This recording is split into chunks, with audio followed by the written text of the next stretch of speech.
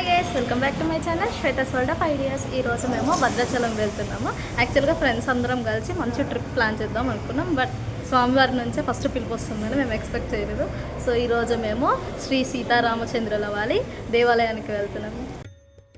సక్సెస్ఫుల్గా భద్రాద్రి రామయ్య అండ్ సీతమ్మ వారి దర్శనం అయితే కంప్లీట్ అయిపోయింది. మీకు ఎలా రావాలి ఏంటి వివరాలు కావాలంటే లాస్ట్ వీడియో చూడండి.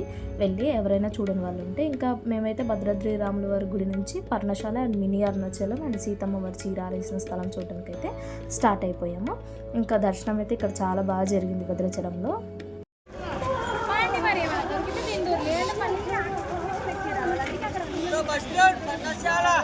ఇంకా మేము అరుణాచలంకి అంటే మినీ అరుణాచలంకి పర్ణశాలకు ఆటో మాట్లాడుకున్నాం. తననే హోటల్ దగ్గర ఆపమంటే హోటల్ దగ్గర డ్రాప్ చేశారు. అంటే అక్కడే ఆగారు, మన కోసం వెయిట్ చేస్తారనమాట. ఇంకా అక్కడే ఆగాము.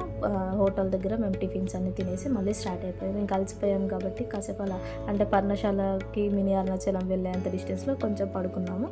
ఇంకా అరుణాచలం అయితే వచ్చేసింది మినీ అరుణాచలం. ఈ చిన్న అరుణాచలం వచ్చేసి మన భద్రాచలంలో నరసంపురం అనే గ్రామంలో ఉంది, కొత్తగూడెం, భద్రాద్రి కొత్తగూడెం జిల్లాలో. మన భద్రాచలం రామయ్య వారి టెంపుల్ నుంచి చిన్న అరుణాచలంకి వచ్చేసి 14 కిలోమీటర్స్ డిస్టెన్స్ ఉంటుంది.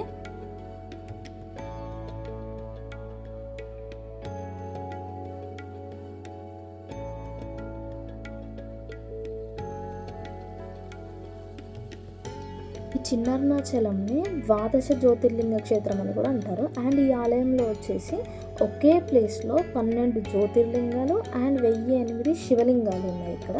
అండ్ గర్భగుడిలో వచ్చేసి సహస్రలింగేశ్వర స్వామిది ప్రధాన స్థానం. ఇంకా మిగిలిన 107 చిన్న లింగాలు అండ్ 12 జ్యోతిర్లింగాలు ఉన్నాయి. యాక్చువల్గా మనం 12 జ్యోతిర్లింగాల్ని దర్శనం చేసుకోవాలంటే భారతదేశం చుట్టూ మొత్తం పర్యటన చేయాలి. కానీ ఇక్కడ వచ్చేసి 12 జ్యోతిర్లింగాలు ఒకే చోట ఒక్కసారి మనం దర్శనం చేసుకోవచ్చు.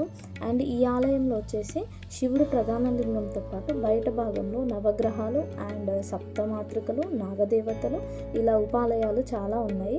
బట్ టెంపుల్ మాత్రం చాలా ప్లెజెంట్గా అండ్ ఇది ఎక్కువ శివభక్తులకు మాత్రం మంచి విజిటింగ్ ప్లేస్. శివుడు ఈ దర్శనంకి చాలా బాగుంది టెంపుల్ అయితే. అండ్ భద్రాచలం వచ్చేసి మనకి సీతారామయ్య వారి దర్శనం టెంపుల్. ఇది వైష్ణవ సాంప్రదాయానికి చెందిన టెంపుల్, మన భద్రాచలం సీతారామచంద్ర స్వామిది. అండ్ ఇక్కడ అరుణాచలం వచ్చేసి చిన్న అరుణాచలం వచ్చేసి శైవ సంప్రదాయానికి చెందింది. అంటే ఒకే యాత్రలో మనం వైష్ణవ దర్శనం అండ్ శైవ దర్శనం చేసుకోవచ్చు. సో ఈ టెంపుల్ అయితే చాలా బాగుంది. మనం భద్రాచలం నుంచి మనం పర్ణశాలకి వెళ్ళే మధ్యలో మనకి చిన్న అరుణాచలం ప్లేస్ అయితే ఉంటుంది. ఇది వచ్చేసి మోక్ష మార్గం. ఇది పెద్ద అరుణాచలంలో ఉంటుంది, బట్ ఇక్కడ చిన్న అరుణాచలంలో కూడా ఉంది. ఇది అసలు మోక్షం మార్గంలో ఎందుకు మనం రావాలి అంటే, ఇప్పుడు మనం జన్మించిన దగ్గర నుంచి మరణించిన వరకు మధ్యలో చాలా జరుగుతాయి, కష్టాలు, సుఖాలు, దుఃఖాలు అన్నీ ఉంటాయి. సో అలాంటివి అన్నీ తొలగిపోవాలని చెప్పేసి మనకు మంచి మోక్షం రావాలి అని చెప్పేసి మోక్ష మార్గంలో నుంచి వస్తారు. నాకు ఒక డౌట్ ఉంది, మోక్ష ద్వారం నుంచి మనం ఎంటర్ అయ్యి నందీశ్వరుని మొక్కుకోవాలా, లేదంటే నందీశ్వరి సైడ్ నుంచి మోక్ష ద్వారం నుంచి బయటకు వచ్చేయాలా అనేది నాకు డౌట్. అంటే అక్కడ చాలామంది, నాకైతే తెలియదు, కొంతమంది నంది సైడ్ నుంచి రమ్మని చెప్తున్నారు, కొంతమంది మోక్ష ద్వారం రాసున్న సైడ్ నుంచి నందీశ్వరి సైడ్ వెళ్ళాలి అని చెప్తున్నారు.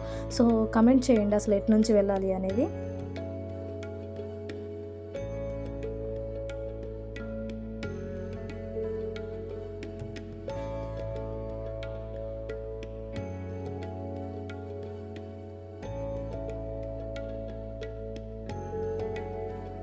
ఇది వచ్చేసి అద్దాల మండపము.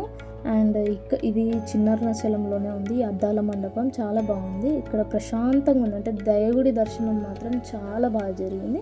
అండ్ ఇక్కడ ఏంటంటే మెయిన్ ప్రత్యేకత వచ్చేసి ఇక్కడ మన రాశి ఉంటుంది కదా, మన రాశికి ఏ జ్యోతిర్లింగం రిలేటెడ్ అని చెప్పేసి, అంటే మన రాశిని బట్టి మనకి ఏ జ్యోతిర్లింగం అని చెప్పేసి ఇక్కడ ప్రతి జ్యోతిర్లింగం విగ్రహాలు ఉన్నాయి అక్కడ.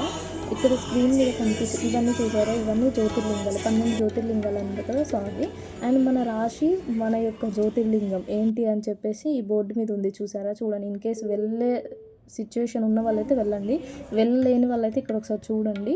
అండ్ ఇక్కడ ఏంటంటే అయ్యగారు చెప్తున్నారు, ఎక్కడి నుంచి వచ్చారమ్మా అని చెప్పి అడిగారు. మేము అందరం హాఫ్ శారీస్ వేసుకొని పద్ధతిగా వెళ్ళేసరికి, సో ఇల్లందు నుంచి అనగానే మిమ్మల్ని చూసి వేరే వాళ్ళు నేర్చుకోరు, ఎప్పుడు టెంపుల్స్కి వచ్చినా కానీ ఇలానే రండి అని చెప్పేసి కొంచెం పొగిడారు. మేమైతే హ్యాపీగా ఫీల్ అయ్యాము. ఇంకా అక్కడ నుంచి స్టార్ట్ అయిపోయాం, పర్ణశాలకు వెళ్ళాలి. సో ఇంకా అక్కడ నుంచి అయితే మేము పర్ణశాలకు వెళ్ళాము. ఇది ఎంట్రీ అనమాట పర్ణశాలకి.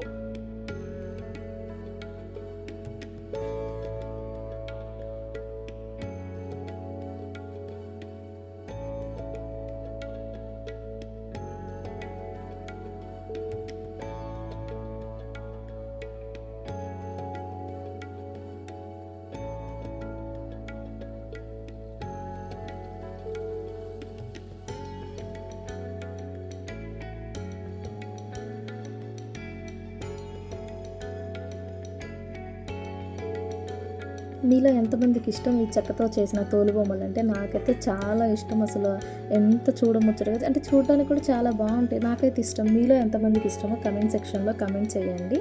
అండ్ ఇది వచ్చేసి పర్ణశాల అవుట్ సైడ్. ఇది అంటే అక్కడ మనం పర్ణశాలకి వెళ్ళే ముందు ఇదన్నమాట. డెస్టినేషన్ రీచ్ అవ్వక ముందు ఈ ప్లేస్ వచ్చేసి ఇక్కడ నుంచి అయితే పర్ణశాల